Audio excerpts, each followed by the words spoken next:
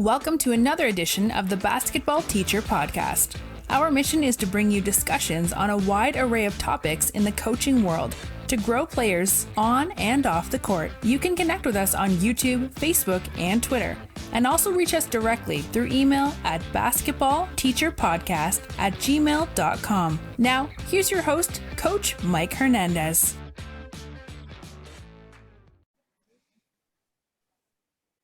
Welcome back, everyone. Thank you again so much for joining us wherever you are listening around the world, whatever platform you're listening to us on. I say it every episode. I'll say it again. As always, your support is greatly appreciated. This episode is one I've actually been looking forward to since I talked to this person a year ago. I was always looking forward to having this follow-up interview. So before we even get into this episode, for those of you listening, if you have not already, you need to go back into the archives, go to episode 15, where I spoke with this guest with our topic today about a first-year coach's journey. So our guest was with us in episode 15 talking about their upcoming season being a first-year coach and the things that they were trying to accomplish, their goals, some of the questions that they had. And here we are about a year later, and that season is passed. So this is going to be a follow-up to that. So again, if you haven't, make sure that you listen to episode 15 before you listen to this one, as this will be part 2, following up with how that season has been. So I'm very, very happy to be joined, once again by Coach Billy Joe Nix. Coach, thank you so much for joining us and doing part 2 here. Hey, thanks for having me once again. This is going to be exciting. I'm looking forward to it. So, Coach, normally I have people do introductions to themselves, but again, episode 15, you already did that. So let's switch it up here a little bit. Give me an overview, Coach, about the past season. Just if you had to look big picture, how did things go for you in the past season? I would say overall, well, given the circumstances that we were dealt with overall in the state, in the district, of course, like everybody else, COVID impacted everything. The ended up being a shortened season. So we had 12 games. We were allowed up to 15, but there's a weird thing with Illinois where you're supposed to play teams within a region, but that region doesn't necessarily equate to the conference that you play in. So we ended up kind of getting some schools that were hesitant to play and things like that. So we ended up getting 12 games in. Got a little bit of a late start. The 7th graders actually had got to play volleyball up through sectionals. So they finished their season and then they got to have regionals and sectionals. So a lot of the 7th grade, which is pretty much all the girls, were on the volleyball team. They had a really successful season. It was really neat that they got to do that. Of course, because they considered it a moderate risk sport as far as COVID. So they got to do more games and got to do regionals and sectionals. So we got a little bit of a late start. Started off very rough, I would say. With that small group, I had initially 4 returning starters that have been playing since 6th grade. They were part of a state championship team when they were in 6th grade. So they were used to success. Then we added 2 other girls who were brand new. So that was the first couple of weeks of practice, was really much only getting to work with them and sporadically adding in some other people once they were not tied up with volleyball, and got about a week of solid team practices. So overall, I think it's still went pretty well. Very much a learning experience for me. Humbled a little bit, I would say that, but really a good like foot in the door kind of a situation where we didn't get to do everything we wanted to accomplish, but we won some games and they got to finish the season successfully. One of the things that I think is such a unique challenge, whether you're a first-year coach, first-year teacher, is to have had to navigate what we've had to navigate this past year through a global pandemic and still trying to find your footing as a coach. So I wanted to ask you about, trying to coach while also dealing with just the craziness that the past year has been. what do you think you've learned by kind of being thrown in the fire from COVID and this whole situation? What do you think you've learned from that you can use kind of going forward? Learning what to do with shortened time. Really, what it comes down to is because of the impact of the shortened seasons and everything like that. IHSA is the governing body that runs the high school sports, and IESA does elementary. So they govern, middle school / 6th, 7th, 8th grade. So they kind of follow what IHSA does, but they're a little bit more constrictive on things with the middle school kids, obviously. And because of that, so much stuff was smashed into each other. You couldn't help but deal with the cards that you were dealt with. So just learning how to utilize time more effectively, I would say, was the biggest thing. So starting off next season, I know we have a little bit of a run-in with, I believe it's softball, that's going to kind of cut into the start of our stuff. I guess we have a great group of athletes, and I expect some of them are going to be playing, and that's going to eat into the start of that. But now I kind of know ahead of time, even if we aren't able to start, well, now I know how to lay out practice plans better and what we can do and what you got to do to really manage your time. Yeah, I think that's a really good point you bring up about the idea of like managing time, because as you mentioned, things come up, things happen, even in the course of a regular season where it's like, oh, you thought you were going to have 2 practices. Well, now you only have 1, or, these students or these athletes are unavailable, this, that, and the other. Like the idea of, making the most out of your time and just being flexible in general. Yeah, I think that's a really great lesson to take away.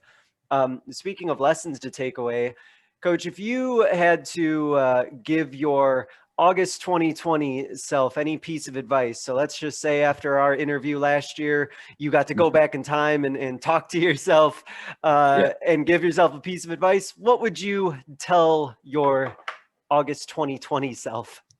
I think probably the best piece of advice I would do, and I would extend this to any other first-year coach, is stop trying to do all the things. I'm very much a guy that tries to catch a rainstorm in a paper cup. That's the way I am. I try to do all the things. I try to have foresight. I try to plan ahead. You're just not going to get to it, especially when you're kind of dealing with this situation. So I had, and to keep it simple, right? So I had ideas of game plans. I knew from some previous meetings with the other coach I coached with, Kevin Connery, about what we were going to do offensively and what the abilities of this group was. I had watched them on film. But I had all these really big plans. I was going to meet with them and try to build with SMART goals, smart, specific, measurable, attainable, relatable, and time related, like all these kind of things. What do you want to be as a ball player? What do you want to do with this when you get done? I was trying to, I wanted to work on skill development with everybody. I saw little things of watching film of things that could improve with players. There wasn't all that time. And I kept feeling like at the end of every practice, I was like, I failed again. I didn't get to do this. I didn't get to this. I didn't get to that. Yeah. But I had to realize that with a shortened time, just the season in general, the restrictions that we had to deal with travel and everything like that, that you just have to basically sit down and go down to the bare bones, offense, defense, special situations, and then build out from there.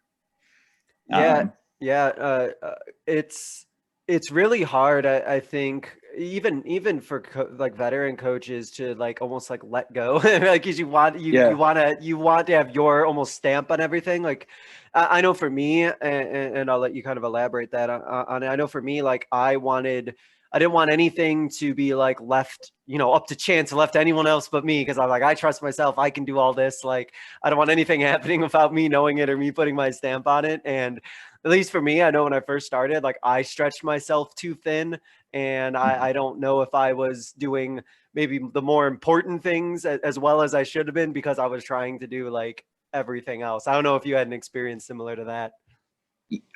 So yeah, I have a tendency to academically pursue things that are a little bit of, I would say, above my formal educational level, to broaden my, my knowledge base.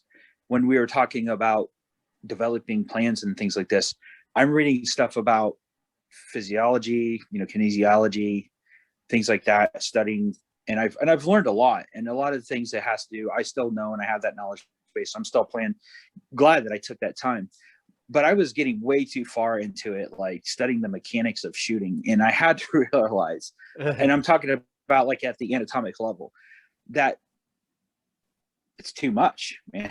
This, this is a successful program for a reason. There's a lot of good foundation there. I should have just focused on, get to your spot and shoot, things like that, instead of, oh, this is how you, the degree at which you release the shot from will give you this percentage of chances. Reading studies on 2-footed finishes versus 1-footed finishes, and getting wrapped up in coach groups on Facebook and conversations and all these things, and just chasing, unicorns. I had this idea, like I would get a girl that would come in, it would be completely raw, and I would just make her be the next Tamika Catchings or something like that. It's like, no, I just needed to be there to help them, and understand and have fun and bring them along a little bit, and then take what was there and just build on that. But I had this great big idea of what I wanted to do. And I think I just got, at the beginning, definitely, I got myself too caught up in all that stuff. Yeah. It's something you're not alone in, especially with all the time and the investment that you kind of put in with all the stuff like you read or all the stuff that you watch, and like you want to apply all this stuff. And it's like, can't do all of this. We can't make all of this happen right now, at least. Well, and it was a really awkward time, of course, again with COVID, to just sit and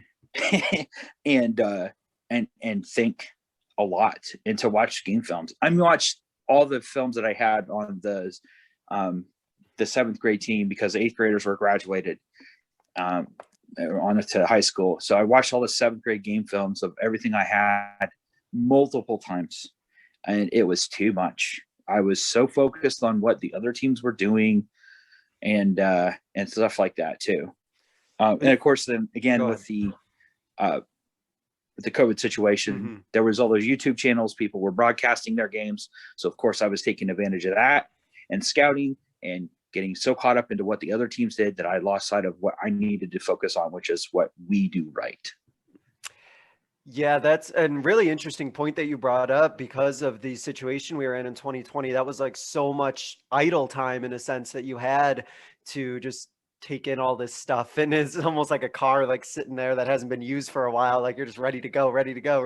And it's I guess it'll be a little bit different this coming year by not necessarily having that sort of big chunk of time anymore, for sure. So that'll be something different. Looking forward to year 2. But looking back on year 1, so when you think about, new coaches, when they come in, whether it's their first year coaching or they're taking a new job, they often talk about, setting the foundation or creating the culture, setting their culture that they wanted. So I'll just ask, was that something that you felt that you were able to do? Did you feel like you were able to kind of set the foundation that you wanted? I think I was authentic to myself, and that to me is the coach being authentic to themselves is what's going to set the culture first and foremost. I am a pretty jovial guy. I got to be jovial. I got to be fun. I got to have fun with the team. And that to me was the biggest thing, was this is junior high. Yes, we want to win, but I didn't want to stress them out so much. It was pretty apparent that was already being done at home from some of them. There was already a really solid foundation there. I wasn't coming in to shake up anything. I mentioned again, the guy I coach with, Kevin Connery, he's got 3 older daughters. They've all played basketball at some level. One of them going on to play junior college. Another daughter that was a senior there. He's an assistant on the high school staff. He has coached some of these girls for years, because he was involved with the third, fourth, fifth, and sixth grade girls. So I was kind of more of the outsider in the situation. Not that I was ever meant to felt like that from the administration or from Kevin or anything like that, but the culture was really there. So for me, the culture was my group of girls and how I interacted with them. So I'd say I got to establish that. I will say it's nice to be in that situation where you're not going into utter chaos or something that needs to be completely like rebuilt from the rubble, and that, you know, it was just a situation that you were nicely able to kind of go into where you didn't have a whole lot of things that had to be, I guess, reset, or wasn't like toxic or negative at all. And I think that's really great that you felt like really welcome and everything like that. So with that kind of foundation kind of like put in place, are there things that you're looking to sort of like continue? Are there things you're looking to add on to? Because you're in a real unique situation being in middle school where like those parents they kind of come in and out every couple of years, and it's kind of like you're kind of dealing with new people a lot more than maybe sometimes even high school coaches are. Yeah. And in the past, so last year I was with the 8th grade team. And one of the things I approached Kevin about is the group of 7th graders that he has are phenomenal athletes. They're the ones that, not that I didn't have great players on my team, but he's got, in particularly, there's a girl that is, I don't know if you've ever just seen that player and been like, that's a D1 athlete. That's a really unique experience to see a kid that kid is going places. She puts in so much work. AAU, obviously school ball, hours and hours. She does workouts with Pure Sweat basketball. That's their family's dedicated to her, and it really shows. And she has a comparable teammate who is kind of just a natural athlete that is also works a lot, but not quite at the same level. But they're just like perfect teammates. They were really connected with Coach Connery. So as much as I wanted to have them and be like, I could take this team far because I just got to be like, execute, and they will do it. I felt it was best interest of them to go on because they responded to him better. So that was kind of like, it was kind of tough, but it was also like, I think this is what's best for them. So that's kind of I don't know if it's really a goal or something going forward. I just think it's that we kind of talked about it, and in the future, I might move up with the team in 7th grade. I might have them and go from 7th to 8th grade. It might be something we do on a rotational basis, but this to me was more like a gut instinct thing.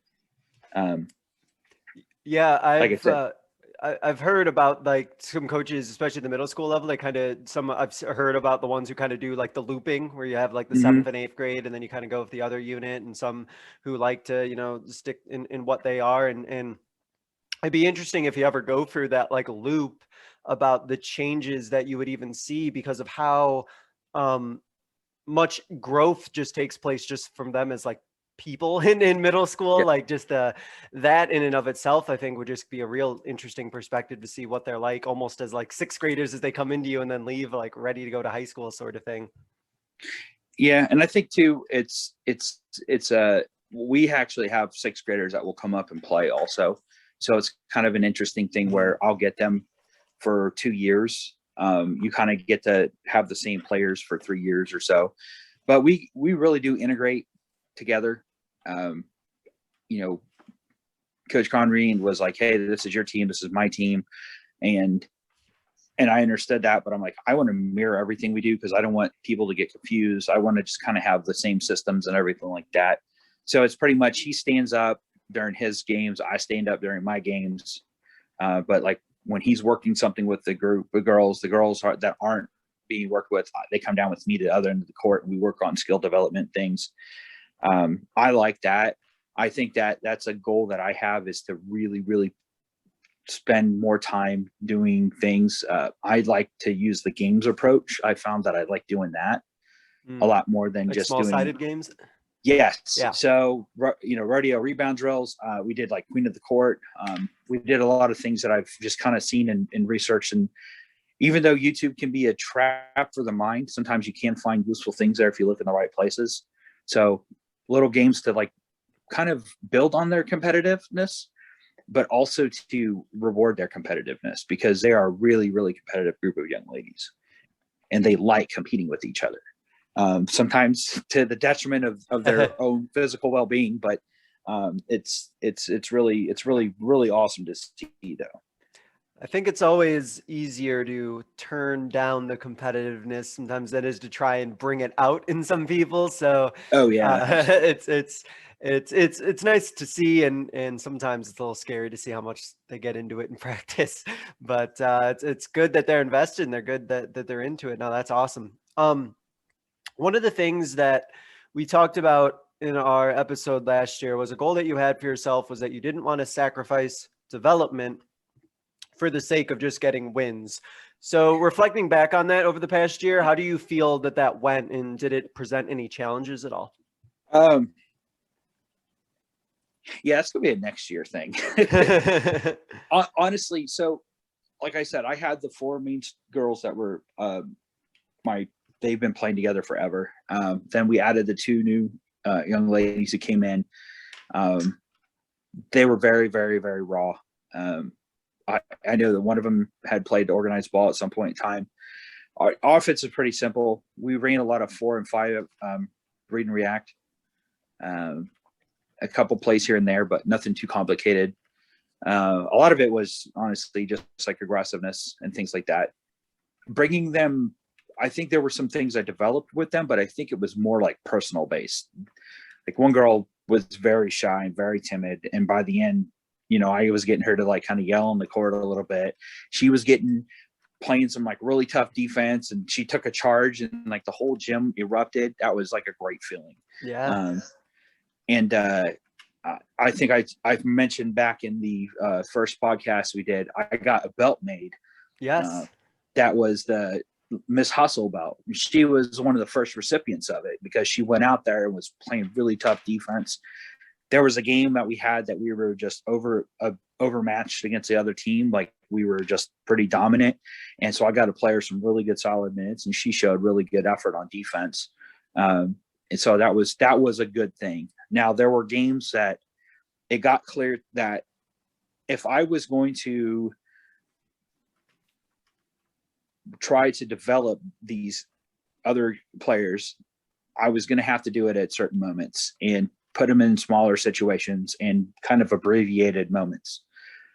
The girls that I have, and this is a realization I had, it's kind of hard to ask a player who sacrifices so much time off the court to get better. And this is their reward, is competing to win, for the other time of the players that just kind of, I'm kind of here and I want to do it. Yes, this is a middle school program. Yes, this is a school program. But I couldn't, as I got more further along in the season and saw the effort level that some of these girls were putting in over the other ones, it was like, I have to reward what they do in practice, right? To a certain extent, I have to reward the fact that they pay attention. I have to reward the fact that, yes, they come in and they shoot before and after practice. So it became kind of a situation where we only had so many games. And especially after the first game, realized that, hey, I've got to kind of be a little bit more limited on that. So I did try to put them in the fold into scrimmages and stuff like that more. I had conversations with them. I had conversations with their parents. I encouraged them to still play. I really hope they continue to play. And in a longer season, they absolutely would have gotten more opportunities to play. But in the end, I kind of sacrificed that principle that I had. I realized that it wasn't very realistic in the environment that we were in. I'm curious, were you able to have conversations with those players who maybe just weren't putting the same amount of effort in, and letting them know hey, you're going to high school next year, and if you want to be successful in high school, you're going to have to do more than you're doing now? Were any of those conversations happening, or was it a situation where, it's just these players who maybe weren't putting in as much effort. Maybe they were just kind of doing basketball to do it rather than like something that they were really striving to, maybe be like successful basketball players in high school, if that makes sense. I was wondering how that conversation went, if it occurred. Yeah, I mean, I told them that the competition level is definitely going to be a lot harder, but I told them that, they're going to have a different coach. They're going to have an opportunity because they are going to be able to contribute, and that they're going to have to be more aggressive. And that was the bottom line thing for the some of the players that weren't as involved. I would say they weren't as involved because they did stay after on some nights and things like that. But I think they just need that opportunity. And I think going through a full season especially at like a high school level, is going to be a lot. It's going to be I think 1 year is going to make up their mind. Either they're going to stick with it or they're going to walk away. But I did tell them like, hey, the next level is tough. Some of them were even my girls who were experienced, they were like kind of scared of high school basketball. And I'm like, well, some of the girls in our area can get pretty rough. So, and we compete against some bigger schools too. Mm-hmm. So, but I said, why? I said, it's a challenge. It's exciting. I'm like, that's what you want. You want it to be hard. Yeah. Because if it's not hard, and I told them, and this is one of my, I guess my rules for life is anything that's worth doing is hard. So that's what I try to tell them. I said that to them in practice, probably 2 or 3 times a practice. So when they would get huffy about running or something like that, anything worth doing is hard. Just keep plugging at it. So yeah.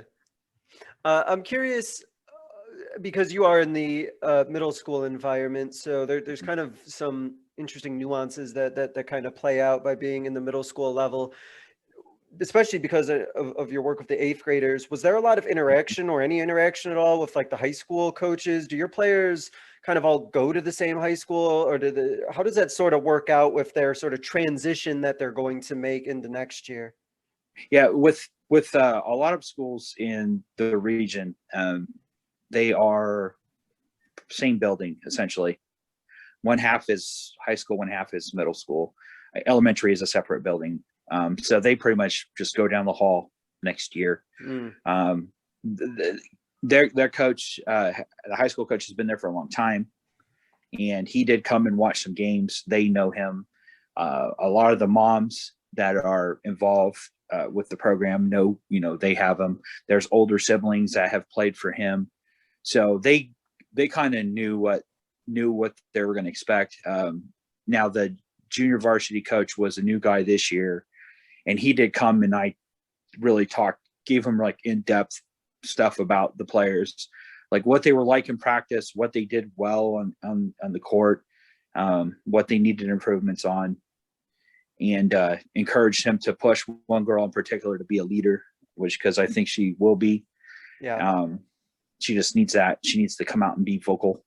So, but it's a small school, where I think we're at like 100 kids in our middle school between 6th, 7th, and 8th. So, and like I said, it's right there. Most of the people have grown up in the area. So yeah, that's nice. It's kind of a nice sort of situation where it's like they know, all right, this is where you're going, and there's kind of that connection already there. You kind of talked about things that kind of have already been established, and it's really nice when that's one of those, for sure. That's really good, and kind of takes some I don't know, pressure or off of you to know that the high school coaches are active and they care and they want to be involved and they want to work with you. I think that's a great feeling, for sure. Go ahead. Yeah, absolutely. So, and small school ball in the state of Illinois is a passion for a lot of people. It's things that a lot of communities will hang their hat on. This school in particular, Unity, is good at everything, pretty much. So they're very passionate about sports. They are proud that they play the bigger schools. They do things well. There's a lot of really great stud athletes that come out of there. It's a really nice, it's an overall positive environment. Yeah. I would say. So one of the things about, being a first year coach is that you could do a lot of the reading, you can do a lot of videos, you can do a lot of preparation and talk to a lot of people, but nothing quite compares to being in a game, coaching, and going through it. So I got to ask about what was that like? What took you by surprise? What were some things you learned? What was it like when you were the guy standing up there going through all the in-game situations that coaching brings? I will openly admit, and it was apparent to everybody, I was completely outmatched my first game. We play a private Catholic school, so they have, it's Quincy Notre Dame is high school, and then Quincy Catholic is like the middle school. So it's a bunch of smaller schools and they come together. They have a solid program there. They have the team that we played won state last year in 3A, and we're 2A.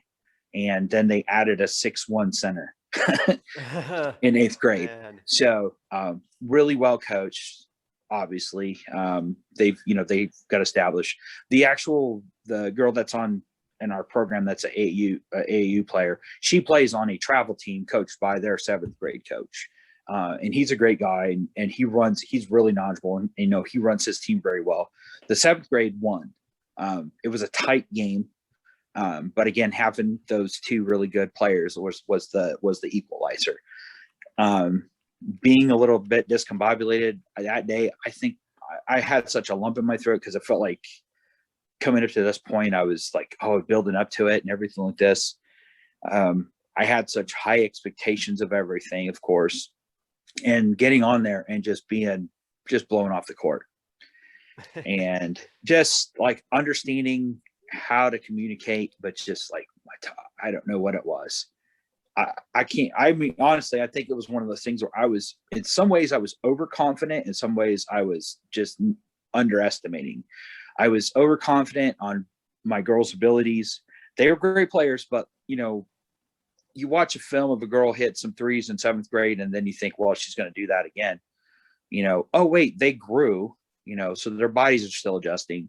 By the way, the other team also grew, added players, is really well coached, and they don't have the same restrictions that we do. They're a private school. They kind of do what they want. It seemed like they had fans. They practice whenever, great for them. I'm all for it. But it wasn't, I would say it was an unfair thing. I just think it was a much higher level of competition than I was prepared for my first game. So, and I think there was a lot of down in the dumps attitudes right away because we'd had such limited time to prepare. I had some attitudes and things like that to deal with the girls also. And I won't blame them. That's my fault for not, addressing the issues, but some of that kind of permeated. There was a little bit of a negative energy to begin with. So, but yeah, absolutely. My biggest thing was like, don't be surprised when junior high girls can hit from 3 to 4 feet behind the 3-point line. Can do scoop shots, can do scoop reverses, can, post you up and look like old school Olajuwon. There are very, very talented girls at this level.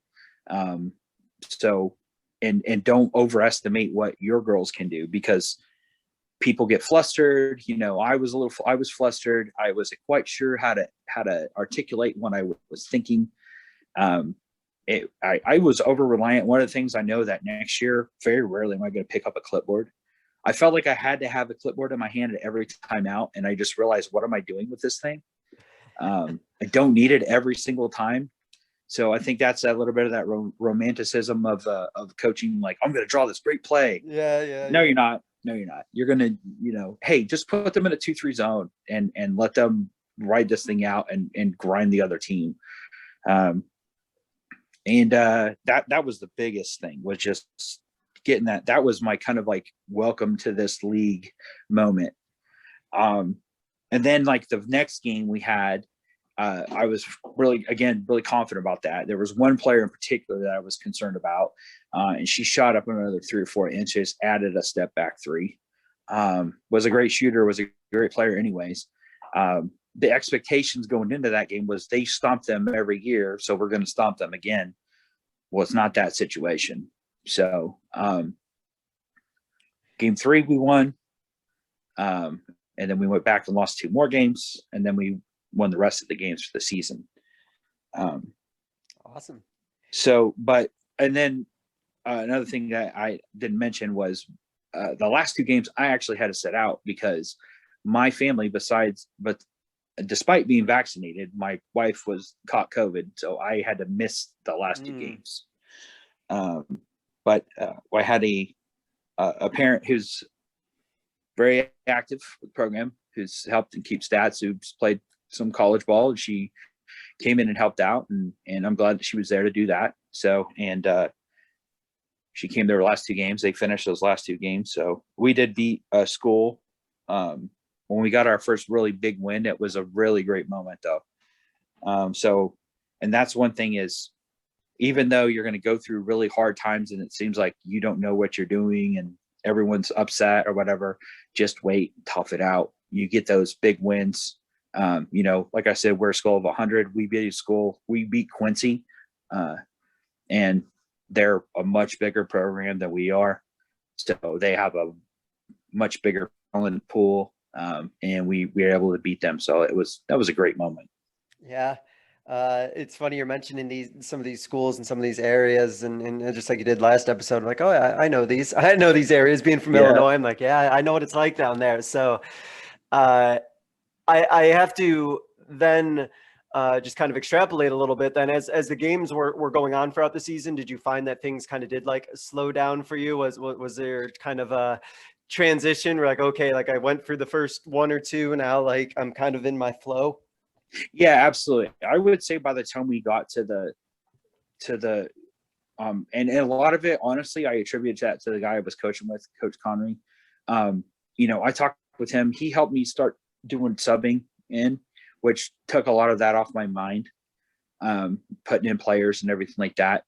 So I think I feel a lot better prepared for that next season, knowing when to put in what players and what positions.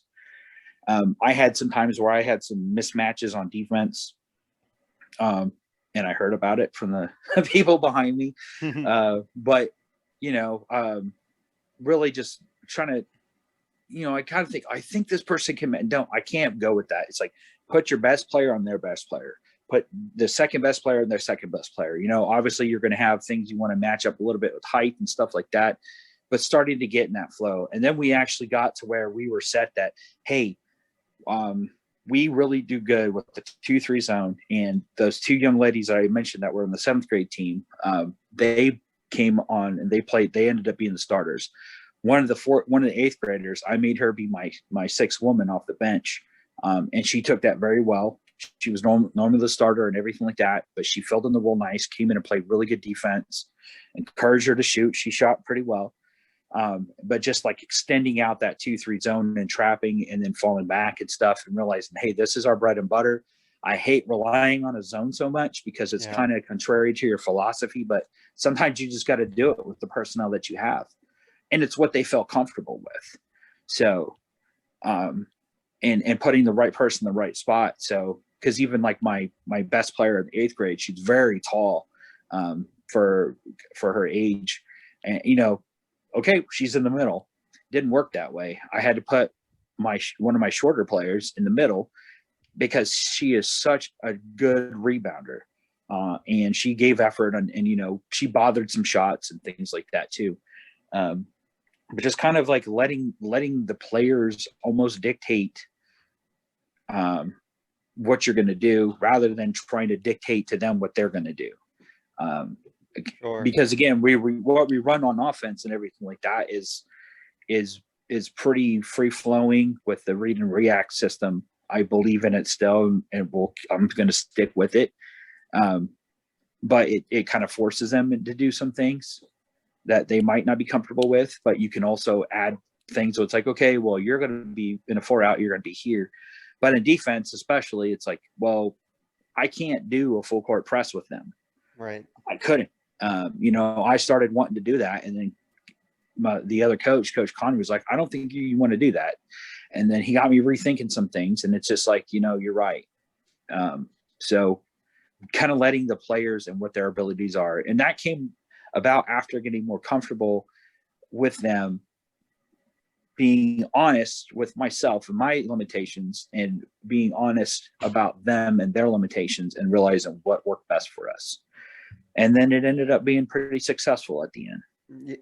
It's so much that you had to manage, right? I hear all this and I'm just like, man, like, whew, like, for having all of this, and especially for somebody like you, who I know, who, like I said, you watch a lot of film, like you take it really seriously, you're really invested in this. How did you sort of balance, like, almost being done for the day, like after a game, and not like dwelling too much on it, or trying to like tinker too much? How'd you kind of like separate it, like almost like personal versus like the coaching stuff, for somebody like yourself who is very, very invested in it? How was that like balancing act for you in year one? I actually took a few days off work. And I don't want to make anyone feel bad, but I took it to heart really, really, really hard. I kind of felt like I was failing them. Sorry. Oh no, like it's real. This is real. I really did. I gave up a lot of time to get better. And when it came down to it, you know, when that first game happened, and I was like, everything I've worked for is like, I had to realize, like, that wasn't the only moment. You know, you're going to get knocked down. And I think it was almost like a football season where you only have so many games and every game is super important too. There was also that heightened sense on that. But added that with the super competitiveness of the kids and the program and their parents and everything like that. You know, I thought I was going to just walk in and be, yep, we're just going to continue and pick off where we left off with this group. But, you know, realizing that what these girls were and what their abilities were, it was different because they were meshing with another group of girls who had moved on, and the level of competition they were playing against wasn't the same too. But I had to just kind of take a few days off work and kind of just collect my thoughts and realize, what am I doing? You know, I'm stressing myself out over this because I care about it. But in doing that, I'm kind of getting in the way of success. Yeah. So once I kind of took the time off, really just kind of stopped watching film, to be honest with you. I just stopped watching film. I had all my notes that I took because I would obsessively watch every game that the other teams played. I stopped watching film. And I realized that, like, I'm here because I love this game.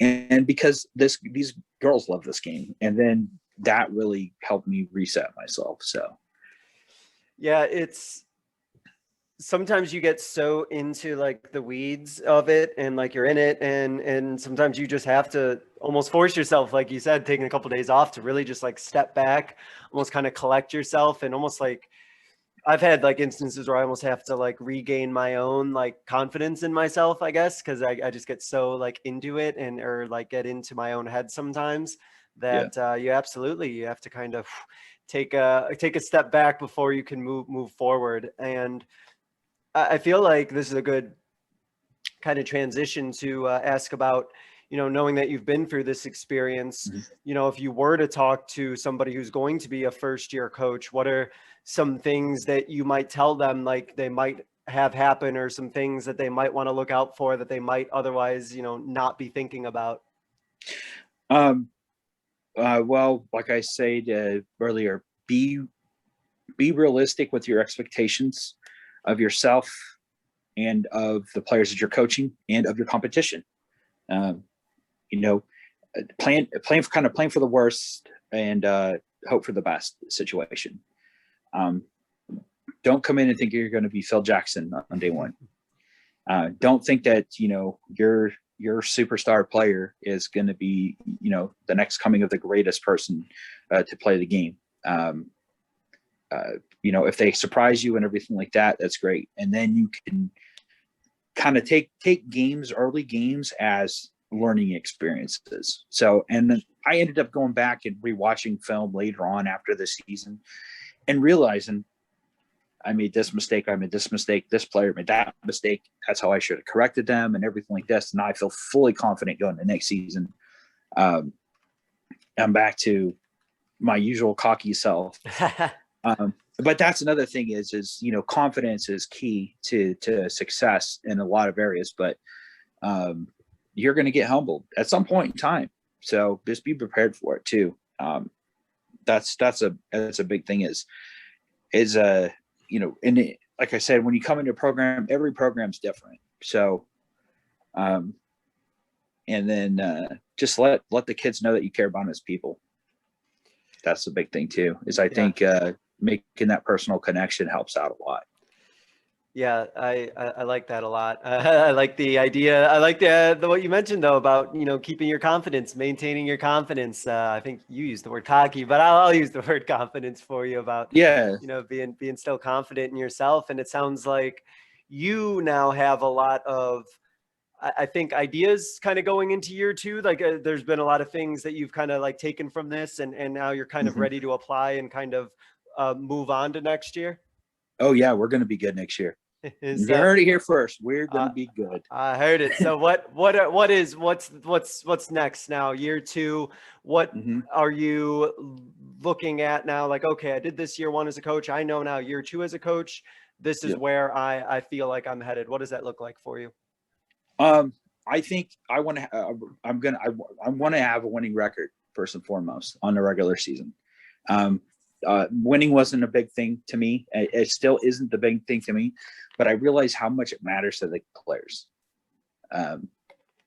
That's the thing is we're gonna, but trying to get them to buy in on that is going to be a big thing. And then spending a little bit of extra time breaking things down in a simpler thing. You know, if we can't execute something, I'm not going to throw another thing at them. I'm going to be like, we're going to do this and we're going to do this until we can execute it. And that's it. So, and then tell them like, look, I'm giving you all the tools. I know that you can do this. You know that you can do this. Now go out and do it. And if we lose by 20, what did we learn? You know, taking things as a learning experience.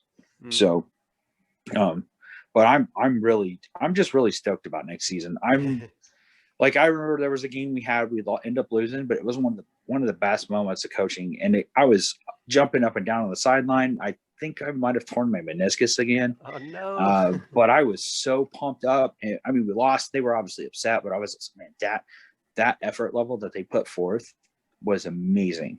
And this next group of young ladies that I'm going to be coaching are just as hard workers. And there are some very skilled players, some very raw talents too. So I'm just really, really pumped about it.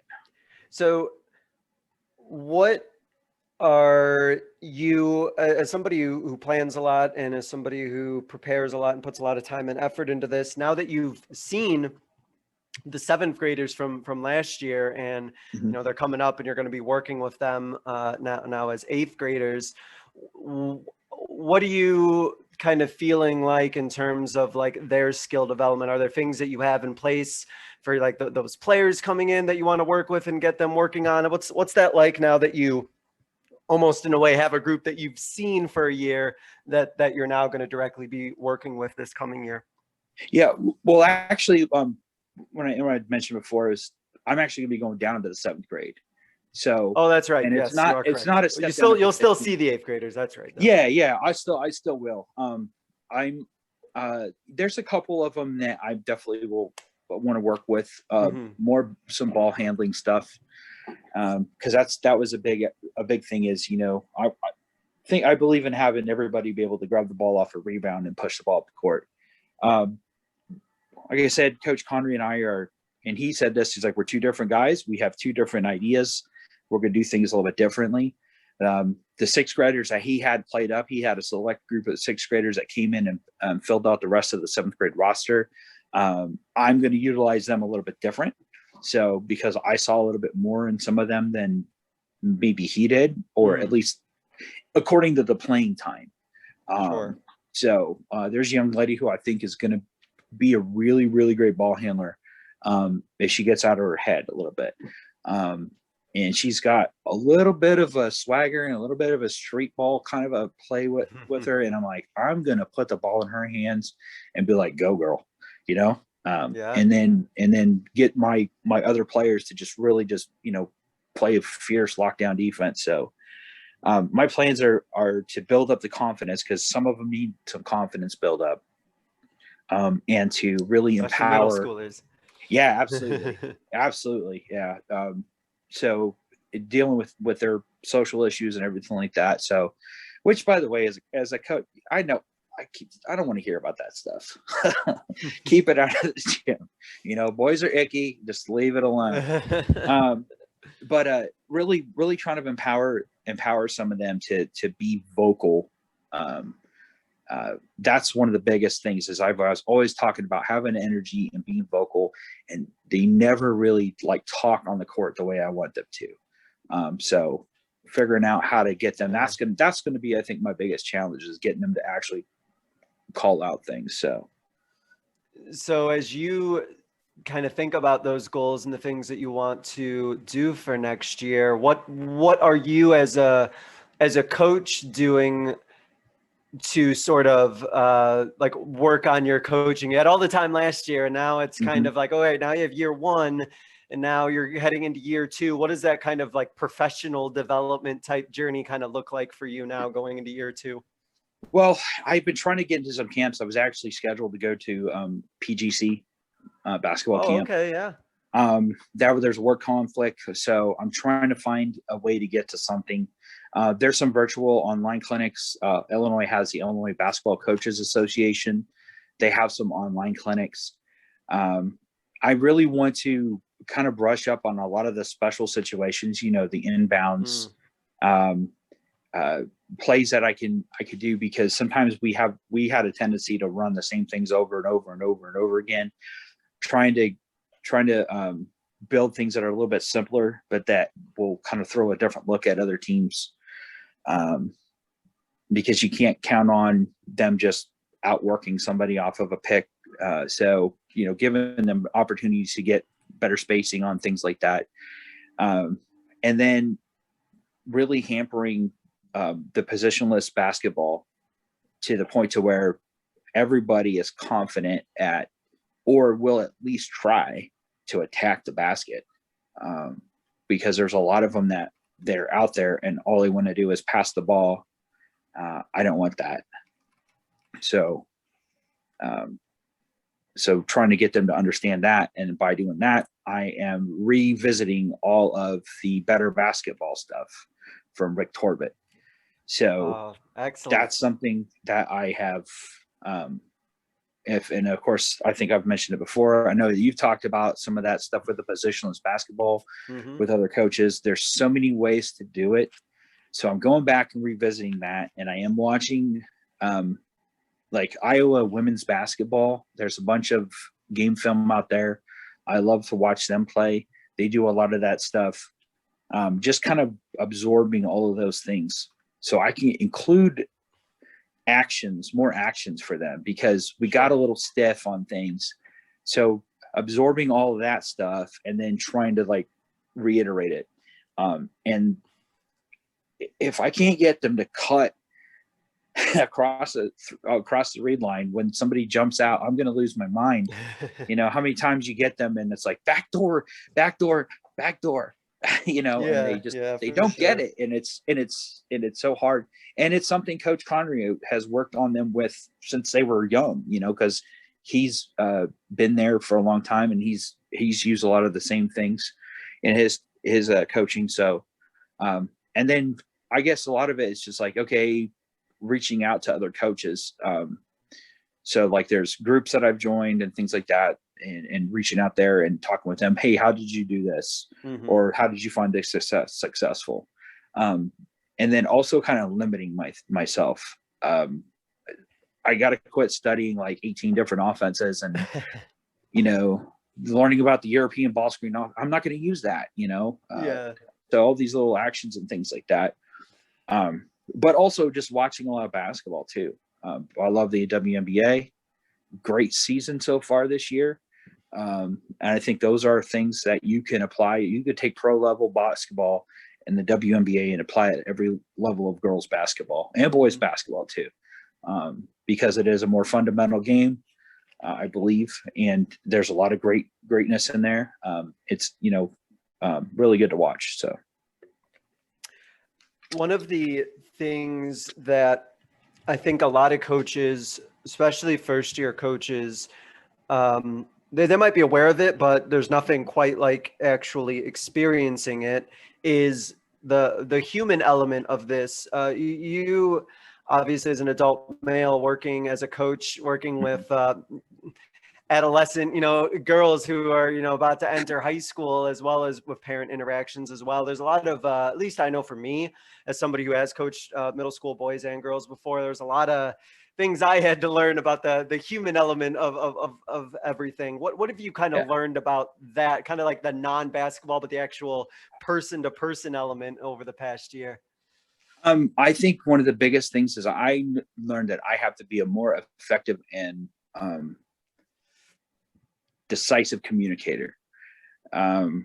We had, and I alluded to it earlier, we had some attitude issues, and these girls were very knowledgeable. I kind of give them like a little bit of carte blanche on some things. Like, hey, I want you to like take some initiative on these things. But there are certain things, as a coach, I want you to stand here. And I had a girl just yell at me, no, on the court. And this was after that first game, things weren't going well anyways. But realizing that you have to address those things right then and there, whether you're going to be the bad guy or not. I should have pulled her out for the rest of the game. I should have, or made her not start the next game, or whatever it is I should have done differently. And then dealt with the repercussions of getting in arguments with parents and things like that. So I think these are kids. They need somebody to lead them, whether they realize it or not. And sometimes you've got to realize that you're not here to win a popularity contest. And if that means you lose a game or you lose a player, I don't want to do that. I don't want to alienate anybody. But I think that's a more effective way to be decisive and be like, I said to do this, you should have done this. And that's it. That's the end of the conversation. Not let's have a conversation about it. I went off and trying to be the cool guy, I guess. I mean, I'm pretty relaxed anyways, but I think I was a little bit too informal, as I would say informal, too lax, like, oh, I'm sorry I did this. I'm sorry I did that. I should not have apologized to them. I didn't do anything wrong. And I'm not saying that they needed to apologize to me, and also realizing in the heat of competition, very competitive people are going to say and do dumb things. So that's another thing. Yeah. And not letting things affect me as much. Like I said, I took that period of time off work. I kind of regathered myself, and there was a little comments of things that I was hearing. And then there was the rumors that this person said this. And then there was players who said this person's mom said this in front of all of us, that I started really letting bother me. And I always want to take into consideration of what people think of me as far as like how I carry myself. But at some point you have to let the other stuff go. That's a lot of the human stuff that I had to deal with. So yeah, there's so much input. I think whether you're a coach or a teacher, there's just so much stuff that you get, but not all of it is important. And knowing knowing what to let go and what and like you mentioned, like what there is going to be a conversation about versus like, no, this is just how things are going to be. Like we're not having this discussion, at least not at this particular moment. Right. Yeah, for sure. And I 100% agree, especially for any new coaches or young coaches, especially if we're going to work at the middle school level, like communication as crystal clear as possible. You don't want to have any guesswork involved. That is for sure. I did have my first incident of a parent waiting for me after the bus got back to the school. Oh yeah. It was a very interesting thing. I was like, game 2 and I'm already dealing with this. Like, so. Yeah. But it was learning experience, I'm sure. it went as pleasant as can possibly be. So. Mm-hmm. And it's just one more thing that you're more prepared for now than you were a year ago. So yeah, absolutely. That's awesome. So to wrap up, I usually ask about a coaching moment from people's careers, but to stay on topic, what is a coaching moment of yours from this past year? And you've said quite a few awesome ones. So if you have another, what is a coaching moment of yours from this past year that you think others listening who may be first year coaches or may know somebody who's going to be a first year coach can learn from? Yeah, I kind of mentioned it before, is like, the attitudes. So is when you have that kind of situation with a player, whatever level they are, and they have an attitude, you have to address it right away. Because I think there was also kind of like a group of people that they had their interpersonal little dynamics and things like that, but there was like kind of this situation. And I realize now, going back in there, I should have addressed that right away and not let that go. And brought in and been a little bit more forceful and brought in the parent and said, let's have a meeting and do these things and then talk about it, Yeah. Because a lot of times, a lot of these kids, they will not tell you to your face. Like I told them, I was like, tell me what you're thinking right now. And they won't. And they'll go home and they'll talk with their parents. But I told them, I was like, look, be brutally honest with me. You can. I'm a grown man. I can take it. But let's not pretend that everything's okay and then huff and then, take act like you do on the court. So that was a really big thing was got to address that stuff and get control of the situations. Because if not, it's going to and it kind of permeated throughout the season at different points. But then I also kind of realized that this is all kind of linked to what's the scoreboard.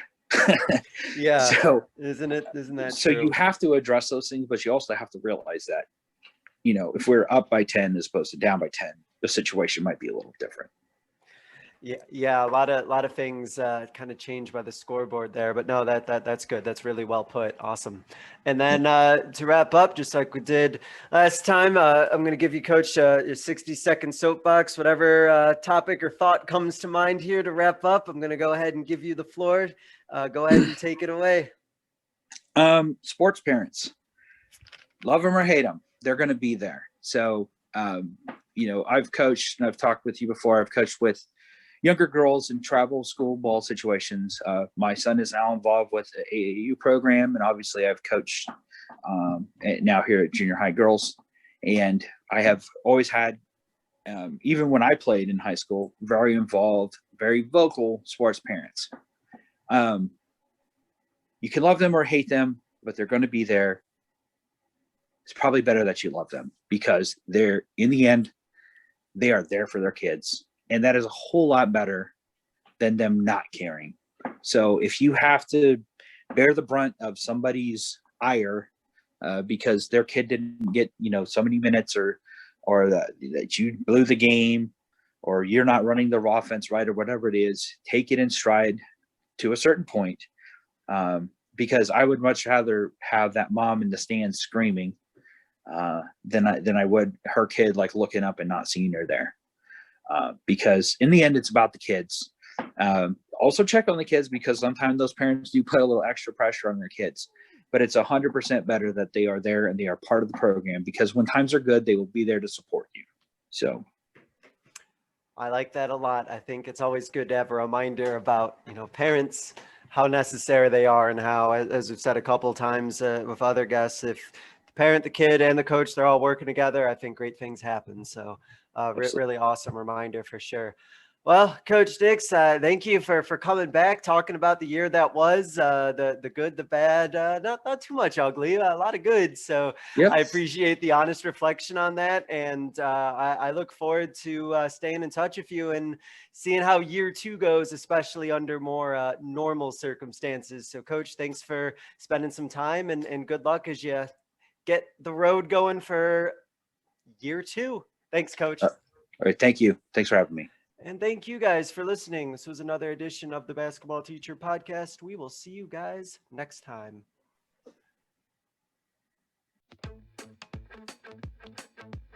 Thank you for listening to another edition of the Basketball Teacher Podcast. Make sure to connect with us on YouTube, Facebook, and Twitter, or reach us directly through email at basketballteacherpodcast@gmail.com. Take care, be safe, and we'll see you next time.